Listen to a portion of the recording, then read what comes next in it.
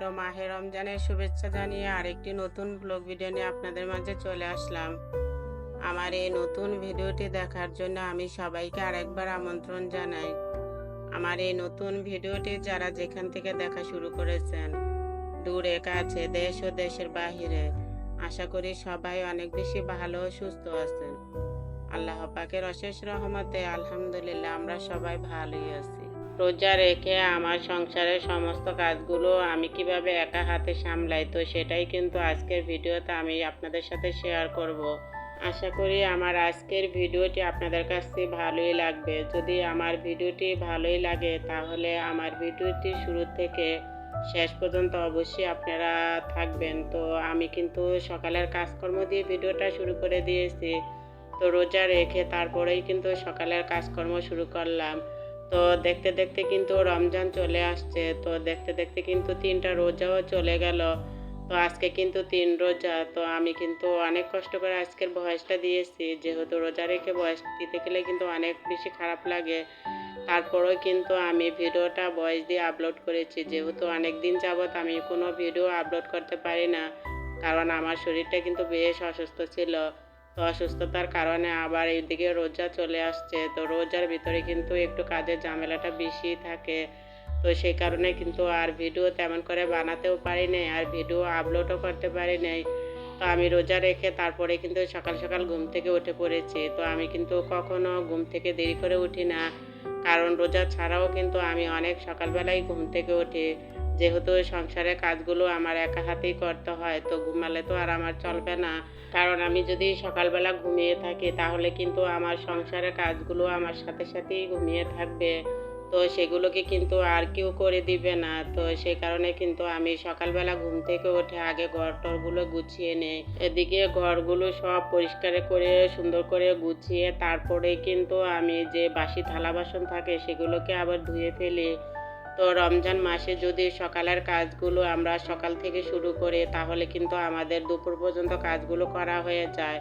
আর সকাল থেকে ঘর গোছানোর কাজ, থালা-বাসন সবকিছুই যদি আমরা গুছিয়ে করে রাখি তাহলে কিন্তু রোজার দিনে যে বিকালে রান্নাটা, তো রান্নাটা কিন্তু আমাদের জন্য অনেক বেশি সহজ হয়ে যায়।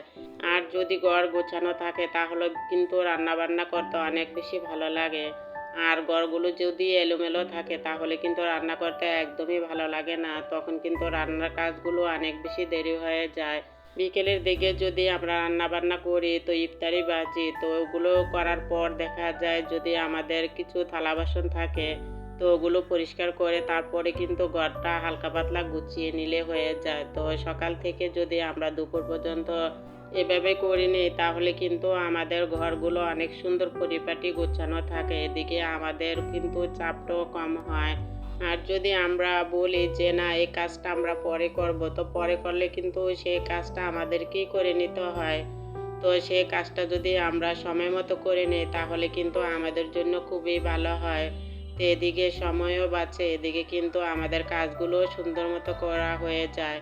আর এই রোজার মাসে কিন্তু আমাদের একটু আমলও করতে হয়। তো প্রতি মাসেই কিন্তু আমল করতে হয়। তবে এই রমজান মাসের আমল কিন্তু অন্যান্য মাসের আমলের তুলনায় অনেকাংশই বেশি। তো আমাদের এই রমজান মাসটা কিন্তু অনেক গুরুত্বপূর্ণ একটা মাস। তো মুসলমানদের জন্য কিন্তু এই মাসটা খুবই ইবাদতের মাস। তো এই মাসে যত আমরা ইবাদত করব ততই কিন্তু আমরা সওয়াব পাবো। আর যে যতটুকু আমল করবে মরার পর কিন্তু সে ততটুকুই পাবে। তো কাজের পিছনে আমরা না পড়ে থেকে তো সঠিক সময়ে সঠিক নিয়মে কিন্তু আমরা আমলগুলো করব।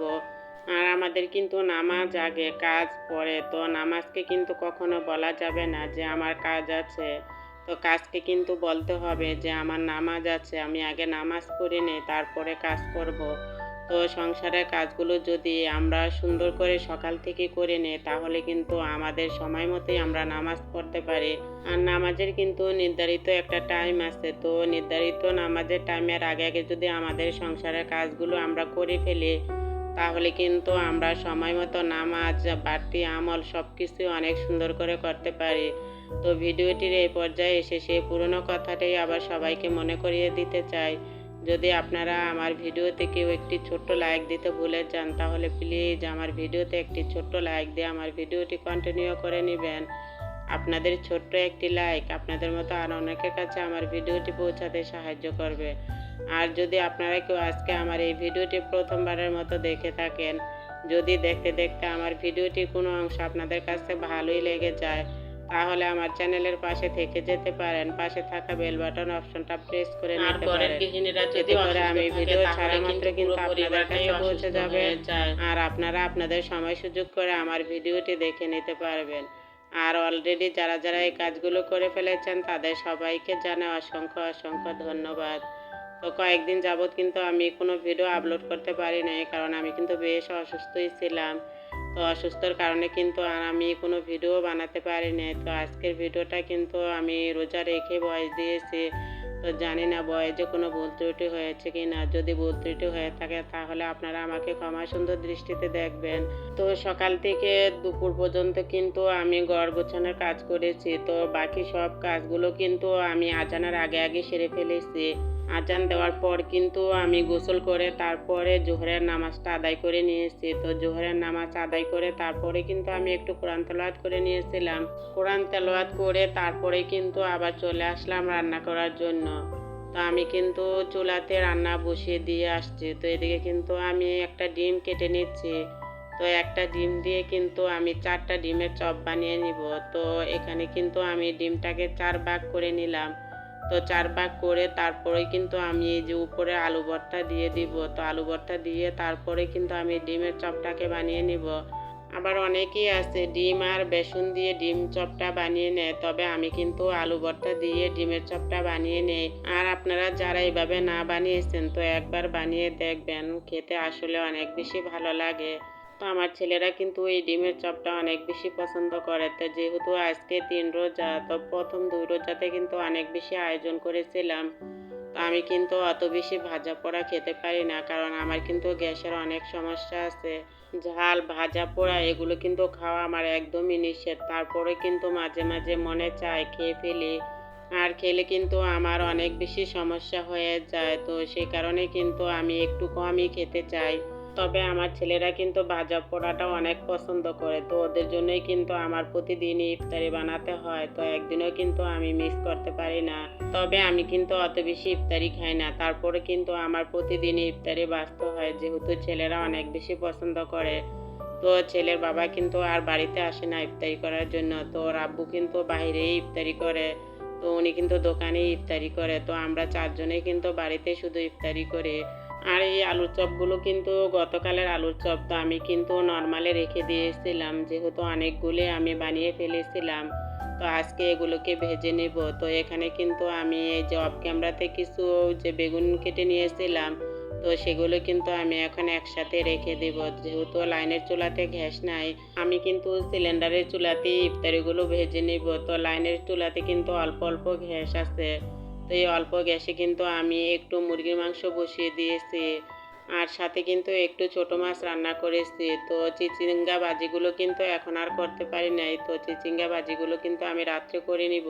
আবার লাইনের চুলাতে কিন্তু রাত্রে একটু গ্যাস থাকে। তো রান্নাগুলো যদি বাকি থাকে তাহলে কিন্তু আমি আবার রাত্রে রান্নাগুলো করে নেই। অফ ক্যামেরাতে কিন্তু আমি সব ইফতারিগুলো ভেজে নিয়েছিলাম। তো ভাজার সময় কিন্তু আর ভিডিওটা করতে পারি নাই, কারণ এই টাইমে কিন্তু অনেক বেশি ঝামেলা থাকে। তো ভিডিও করতে গেলে কিন্তু কাজকর্মের অনেক বেশি দেরি হয়ে যায়। ফলগুলোকেও কিন্তু অফ ক্যামেরাতে কেটে নিয়েছিলাম। তো সব কিছু কিন্তু এখন রেডি করে নিব, যেহেতু মাগরিবের সময় হয়ে গেছে। আর মাগরিবের আজানের আগে আগেই কিন্তু সব কিছু রেডি করে রাখতে হয়। আমি কিন্তু রোজার দিনে আমার সংসারের কাজগুলো একা হাতে এভাবেই করে সব কিছু গুছিয়ে রাখি। তারপরে কিন্তু আবার ইফতারির জন্য আয়োজন করি। তো আজকের মতন কিন্তু ভিডিওটি এখান থেকে রাখবো। তো পরবর্তী আরেকটি নতুন ভিডিওর আমন্ত্রণ জানিয়ে রাখলাম। সে পর্যন্ত আপনারা অনেক বেশি ভালো থাকবেন, অনেক বেশি সুস্থ থাকবেন। আল্লাহ হাফেজ।